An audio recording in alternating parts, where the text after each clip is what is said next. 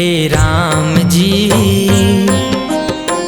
कैसे न कावा तोला गंगाल पार। हे राम जी कैसे न गावो तोला गंगाल पार। नदिया भोना मारत है मोला देख देख डर लागत है उड़ जाही डोंगा पतवा। नदिया भोना मारत है मोला देख देख डर लागत है उड़ जाही डोंगा पतवार। हे राम जी कैसे न कावा तोला गंगाल पार। हे राम जी कैसे न गावो तोला गंगाल पार।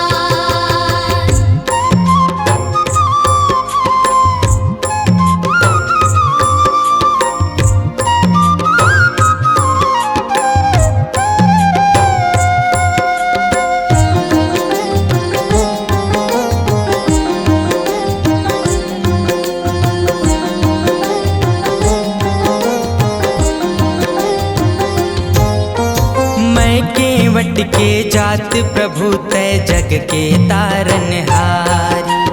पीले हूँ तोर चरण लधो के कभे कराऊँ सवारी।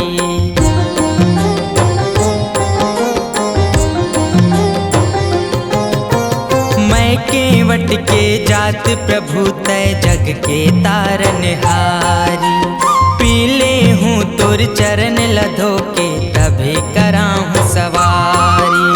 कल कल नदिया गावत है पल पल धारा गहरावत है प्रभु जन कर सोच विचार। कल कल नदिया गावत है पल पल धारा गहरावत है प्रभु जन कर सोच विचार। हे राम जी कैसे न कावा तोला गंगाल पार। हे राम जी कैसे न गावो तोला गंगाल पार।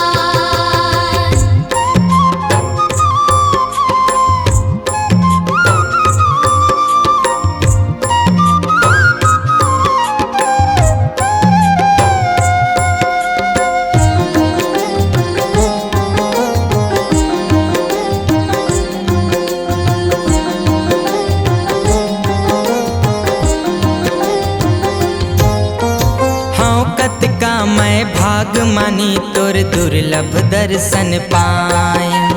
धन हो गे मोर जीवन भगवन काम कभू तोर आए।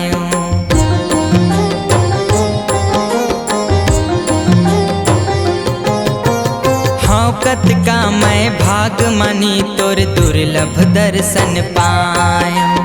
धन हो गे मोर जीवन भगवन काम कभू तोर आय।